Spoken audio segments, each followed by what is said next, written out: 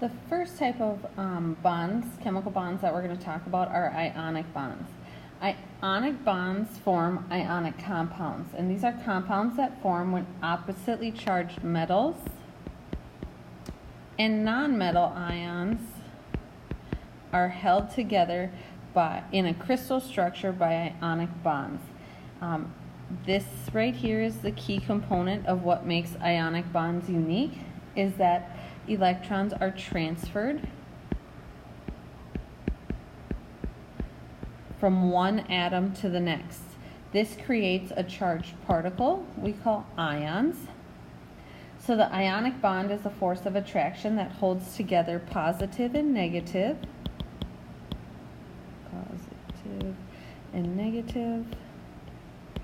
ions that forms when atoms of a metal give up a valence electron. So the metal is giving up the valence electron. So that means the metal will become positive, has one less electron, and the nonmetal gains the electron or electrons, making it negative. And remember, opposites are attracted to one another. So that force of attraction will hold those two ions together. So for example, we have sodium. Sodium has one valence electron. Chlorine has 2, 4, 6, and 7. And so remember that octet rule of everybody wanting 8 valence electrons. So if sodium gives up its 1 electron, this one goes away, and sodium is left with 8 valence electrons. And then chlorine gains the electron from sodium, and chlorine started with 7, and now it also has 8 valence electrons. And because this sodium is now positively charged, because it has one more proton than electron, and this chlorine is now negatively charged, having one more electron than proton, they are now attracted to one another, and this force of attraction holds these two now ions together. In general, metals will want to give up their electrons, and nonmetals will want to gain. This can be seen when we look at their number of valence electrons. This whole row is metals, saving except for hydrogen. And they have 1 valence electron, and it's fairly easy to remove 1 valence electron.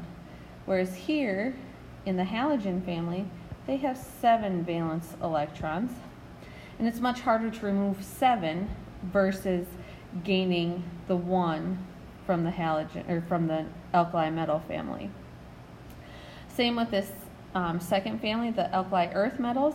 They have 2 valence electrons, and it's relatively easy to give up those 2 versus gaining 6. So the metals tend to give up while the nonmetals want to gain. If you're gaining electrons, you have a negative charge. And if you're losing electrons, you will have a positive charge. So every element in this first column, since it loses 1 electron, will have a +1 charge. Everything in the second family loses 2 electrons, giving it a +2 charge. If we skip the transition metals because they don't follow the rules, the third family, the boron family, they have 3 valence electrons, and they give up all 3 of them, making it a +3 charge. The carbon family also doesn't follow these rules, so we skip that. The nitrogen family has 5 valence electrons, so it tends to gain 3 electrons, giving it a -3 charge.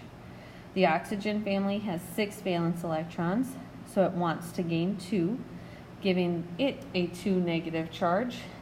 And then lastly, we have that halogen family. Having 7 electrons, it only needs to gain the 1, giving it a -1 charge. And then our noble gases, they already have that complete octet, so we don't need to worry about them either. So when we get into writing ionic compound names, these charges are going to be very helpful for you, knowing which charge each ion will have. So when we create ionic bonds, it requires energy.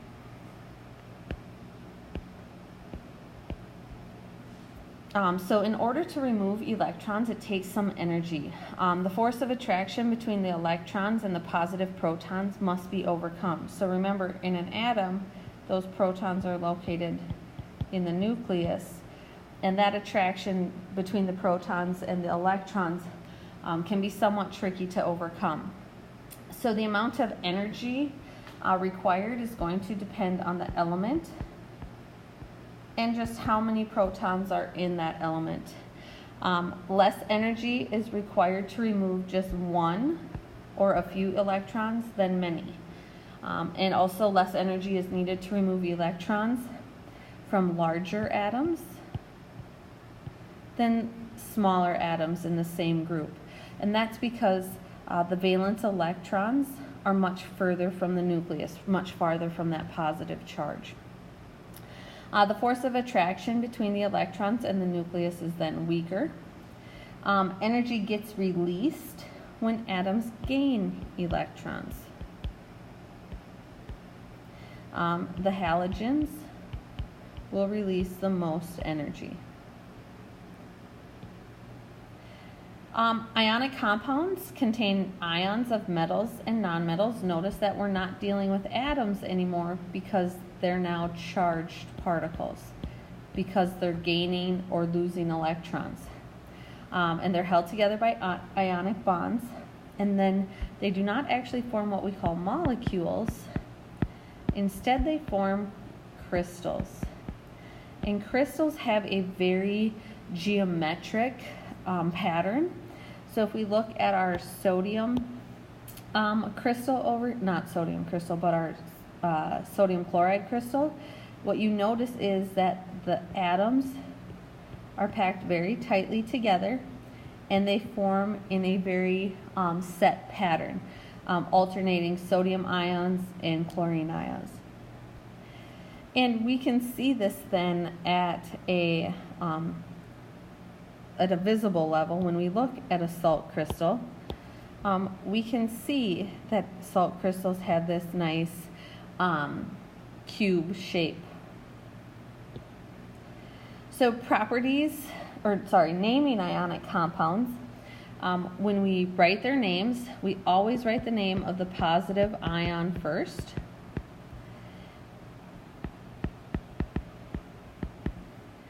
And the name of the negative ion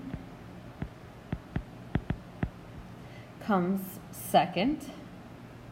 And its ending changes to IDE.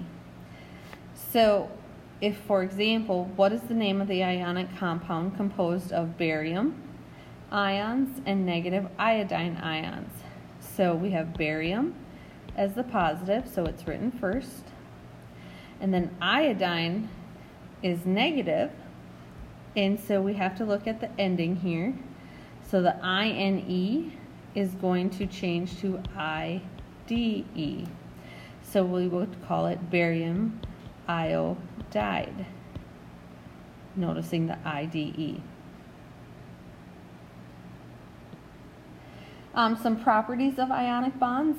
Their crystal structure is very strong, and it's very rigid, meaning it doesn't have much movement to it. It will take a lot of energy to break those bonds. This makes it have a high melting and a high boiling point. They're very brittle, and so they're more likely to shatter rather than bend. Solid ionic compounds are poor conductors of electricity. However, if they are liquid ionic compounds, they're relatively good at conducting electricity. Most ionic compounds will dissolve easily in water. And when this happens, it separates the compound into the individual ions. So for example, when we put salt into water, what happens is we would get some Na ions and some chlorine ions. And then each of these ions would then get surrounded by water molecules. This allows, when they separate like this, it allows those ions to move freely, and so it allows the negative ions to carry the electricity.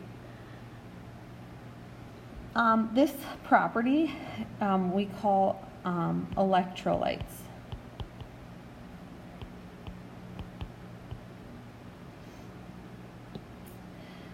So looking at the melting and boiling points, because the ionic bonds are fairly strong and it takes a lot of energy to melt or boil these substances, so their melting points are extremely high as well as their boiling points. So salt will melt at 801 degrees Celsius and it will boil at over 1,000. Calcium chloride, this is the salt we put on our roads in the winter, will melt at 772 degrees Celsius and it boils at almost 2,000 degrees Celsius. Barium oxide melts at almost 2,000 degrees and then it quickly boils at 2,000 degrees. Iron bromide will melt at almost 700 degrees and then boil at just over 900. So ionic compounds are used in industry and more importantly our human body. The human requires several ions for good health. So for example, low levels of ions can endanger functions such as our heartbeat. Solutions of ionic compounds can be used to restore ions. So like if you're drinking Gatorade or Powerade, those drinks have a lot of electrolytes in them, so that would be a solution of ions. And so after working out, a lot of people tend to drink those ionic solutions to restore their electrolytes lost during their workout.